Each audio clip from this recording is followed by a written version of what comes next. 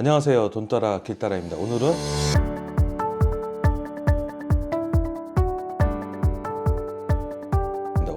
카카오 대리운전 프리미엄 기사 면접은 어떻게 준비하시면 되는지에 대해서 정보를 올리도록 하겠습니다.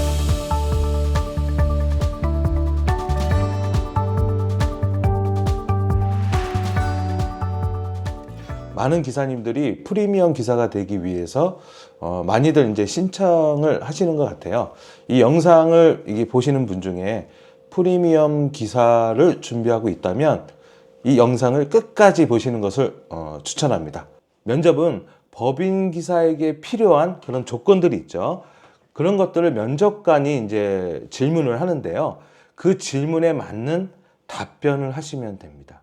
보통 일반 대리운전을 하시는 분들이 프리미엄 기사가 되었을 때, 일반 대리운전을 했을 때와 프리미엄 기사가 되었을 때 해서는 안 되는 그런 행동과 규칙에 대해서 질문을 보통 합니다.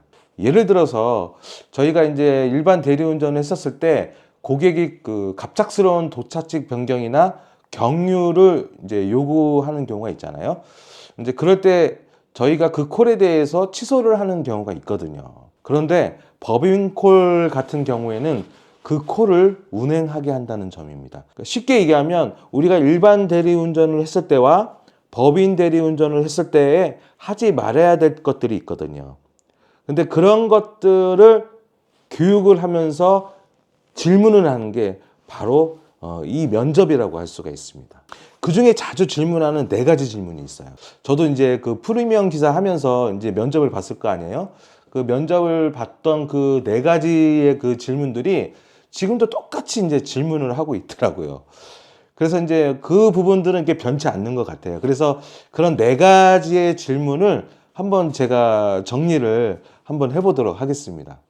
첫 번째로 이제 질문했던 게 뭐였냐면은 취객 고객이 그 아파트에 이제 도착을 했어요. 근데 깨워도 막 일어나지 않아요. 그럴 경우 어떻게 대처하시겠습니까? 라고 이제 질문을 하셔요. 이런 질문에 대해서 보통 우리 기사님들이 어떻게 이제 대답을 하냐면, 상황실에 우선 전화를 한다라는 어떤 그런 답변을 많이 하셔요. 그런데 그거는 대처 방법이 우선적이지 않습니다. 어떻게 하는 거냐면, 먼저 이제 고객이 일어나도록 계속 깨워야 되겠죠. 계속 깨워야 되겠죠. 그럴 때 웬만하면은 그 몸에 타치를 안 하는 게 좋습니다. 계속적으로 이제 이야기를 하는 거죠. 뭐 크게 얘기하든 작게 얘기하든 어떻게든 이제 고객님을 깨워야 되겠죠. 이제 그래도 이제 깨어나지 않는다면은 이제 아파트 같은 경우는 관리실에 이제 차량 조회를 통해서 그 고객님이 몇 동 몇 호에 사는지를 알 수가 있잖아요.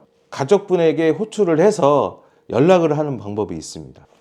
그런데 그것도 안 된다고 했을 경우, 그러면 이제 112에 이제 전화를 해서 이제 도움을 요청하는 방법이 있고요.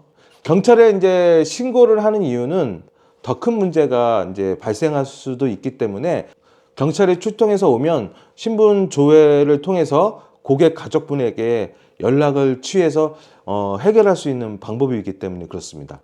경찰이 오기 전에 우리 스스로 고객이 소지하고 있는 핸드폰을 이용하면 아무래도 다른 문제로 커질 수 있기 때문에 경찰이 와서 그런 부분들을 정리할 때까지 이러한 행동들을 하시면 안 돼요. 보통 뭐 이런 기사님들도 계셔요. 고객이 옆에다 두고 있는 핸드폰을 이제 본인이 이제 검색을 해가지고 전화를 하는 경우도 있거든요.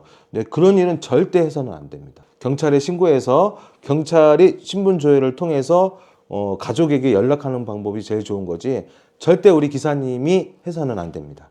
그리고 이 일이 해결이 되면 그때 이제 상황실에다가 고객이 주차한 뭐 기둥 번호라든지 이런 것도 차량 위치를 이제 보고를 하면 메모할 수 있도록 해주면 고객이 다음날 이제 술이 깨서 차를 못 찾는 경우도 있거든요. 그럴 때 그 메모를 통해서 고객님이 그 차량 위치를 알 수가 있습니다. 자, 두 번째로 고객이 주차된 그 차량을 기사분에게 부탁을 해서 차를 가지고 오라고 하는 경우가 있어요. 그럴 때 그런 요청을 했을 경우 고객이 어떻게 해야 하나요? 이렇게 질문을 하는 경우가 있습니다. 우리 기사님들은 그때 어떻게 해야 할까요? 고객이 없이 차량을 이동시키면 이것은 대리운전이 아니고 이제 탁송이 되기 때문에 보험 적용이 되지가 않습니다. 그래서 이러한 내용들을 고객에게 이제 전달을 하는 거죠. 이렇게 해서 보험이 안 되니까 고객님께서 같이 탑승해야 된다라고 이렇게 설명을 하는 게 정답입니다. 그래도 법인 기사면 뭐 고객 서비스를 위해서 차를 이제 고객 앞에 이제 세워서 탑승시키게 한다. 이런 거는 고객을 생각하는 것 같지만 결국에는 사고가 나면 우리 기사님에게 피해가 온다는 것을 꼭 아셔야 됩니다. 그리고 세 번째, 또 이런 질문도 해요. 고객님이 운행 대기 시간을 계속적으로 요구할 시에 어떻게 하실 건가요? 그리고 운행 시에 경유가 생겼을 경우 어떻게 하실 건가요? 이러한 질문을 합니다. 답은 뭘까요? 계속 대기시키시면 콜을 취소하고 나중에 필요시 콜을 다시 부르라고 해야 하나요? 그렇게 하면 안 됩니다. 법인콜은 기사님께서 출발지에 도착하시고 나서 이제 고객님에게 전화를 하잖아요. 전화를 했을 경우 뭐 10분에서 15분 이 시간이 지나면 추가 요금이 이제 발생되기 때문에 이제 운행이 끝나고 사왕실에 그 보고를 하면 법인 대리 회사에서 정해준 금액을 받으시면 됩니다. 뭐 중간에 뭐 경유가 생겼을 때도 운행 종료를 하고 나서 사왕실에다가 보고하면 추가 요금을 받을 수가 있습니다. 그리고 많이 이제 질문하는 거죠. 네 번째 뭐냐면 사고가 발생하면 대처는 어떻게 하실 건가요? 이렇게 질문을 합니다. 면접을 봤었을 때 기사님 한 6분 중에 한 분은 1명에서 2명 정도 이런 얘기를 하시더라고요. 사항실에 우선 보고를 한다. 근데 이거는 아닙니다. 아니에요. 만약에 상황실에 전화를 하면 뭐라고 할까요? 보험사나 안전한 장소로 이동시키라고 하겠죠. 근데 그렇게 답변을 받을 걸 전화를 할 필요는 없는 거죠. 제일 먼저 해야 될 것은 사고 시에는 먼저 안전한 장소로 이동을 시켜야 됩니다. 이게 이제 위험한 지역일 경우에는 뭐 112에 신고를 해서 도움을 받으셔야 돼요. 자동차 전용 도로나 고속도로일 경우에는 굉장히 위험합니다. 그래서 빨리 112에 먼저 신고를 하셔서 안전한 장소로 이동을 하는 게 제일 중요하겠죠.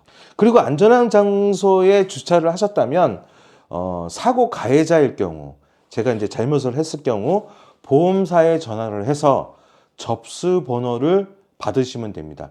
대인과 대물이 같이 있을 경우에는 대인 접수번호, 대물 접수번호를 같이 받으셔야 되고요.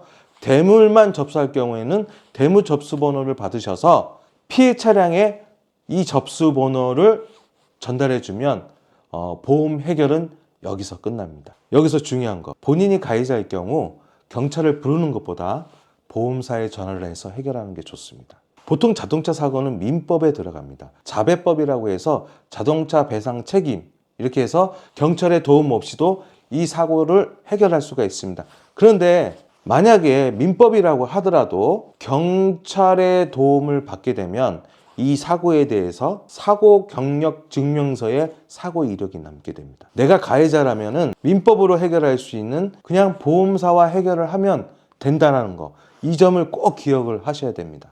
자, 보험사까지 다 해결이 됐죠. 그러면 그때 이제 상황실에다가 이제 전화를 해서 이렇게 운행하다가 사고가 나서 보험 접수를 해서 해결을 했습니다. 이렇게 정리했습니다. 이렇게 보고를 하면 되겠죠.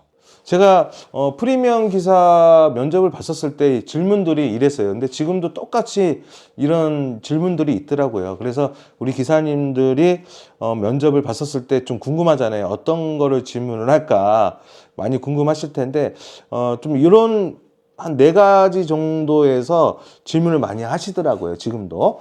그러니까 이렇게 참고하시면은 될 것 같습니다. 자, 우리 기사님들 오늘도 안전운전 하시고요. 꼭 복귀권 잡고 퇴근하시길 바라겠습니다.